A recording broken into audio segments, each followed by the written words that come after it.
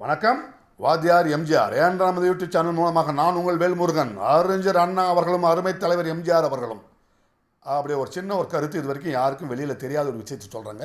பேரறிஞர் பெருந்தகை அண்ணா அவர்கள் தமிழ்நாட்டின் முதலமைச்சராக இருந்த பொழுது பொது பணம் என்பது நெருப்பை போன்றது, அதை தொடக்கூடாது என்று கட்டுப்பாடுடன் இருந்தவர். தன்னுடன் இருந்த அமைச்சர் பெருமக்களையும் அவ்வாறு நடந்து கொள்ள வேண்டும் என்று கட்டளையிட்டவர்.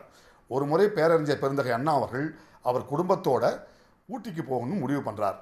ஊட்டிக்கு போகிறதுக்கு கார் வசதி வேண்டுமே, என்ன செய்வது என்று யோசித்து விட்டு தன்னுடைய உதவியாளர்களை அழைத்து நம்ம தம்பி புரட்சி நடிகர் எம்ஜிஆர்கிட்ட ஃபோன் பண்ணி சொல்லுங்கன்னு சொல்கிறாங்க.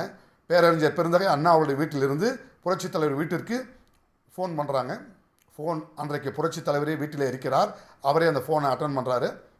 இந்த மாதிரி பேரறிஞர் பெருந்தகை அண்ணா அவர்கள் அவருடைய குடும்பத்தோடு ஊட்டிக்கு செல்ல இருப்பதால் அதுக்கு கார் வேண்டும் என்று கேட்டிருக்கிறார் என்று சொன்ன உடனே அடுத்த 10 நிமிஷத்துலைங்க ஒரு 3-4 கார்கள் பேரறிஞர் பெருந்தகை அண்ணா அவருடைய வீட்டிற்கு முன்பு அணிவகுக்க, இதில் ஒரு பெரிய கார் மாதிரி இருக்குது இல்லைங்களா, அதில் பேரறிஞர் பெருந்தகை அண்ணா அவர்கள் படுத்துக்கொண்டே செல்லலாம். அவருக்கு அந்த காரை எடுத்துக்க சொல்லுங்கள், மற்ற 3 காரில் உங்களுக்கு எந்த கார் வேண்டுமோ அதை எடுத்துக்கொண்டு மற்றவர்கள் அதில் பயணிக்கலாம் என்று கூற, புரட்சித் தலைவருடைய உதவியாளர் பத்மநாபன் அவர்கள் கூற, இதுதான் என் தம்பி புரட்சி நடிகர் எம்ஜிஆர் என்று பேரறிஞர் பெருந்தகை அண்ணாவல் சிரித்துக்கொண்டே கூற, தனக்கு தேவையான ஒரே ஒரு சிறிய காரை மட்டும் எடுத்துக்கொண்டு மற்ற கார்களெல்லாம் எடுத்துக்கொண்டு செல்லுங்கள், தம்பி எம்ஜி ராமச்சந்திரன் அவர்களே நான் நன்றி சொன்னதாக கூறுங்கள் என்று கூறினார். என்று சொன்னால் எளிமையின் சிகரம் பேரறிஞர் பெருந்தகை அண்ணா அவர்கள் என்கின்ற நல்ல தகவலை நாட்டு மக்கள் தெரிந்து கொள்ள வேண்டும் என்ற நல்ல நோக்கத்தோடு இந்த காணொலியை நிறைவு செய்கிறேன்.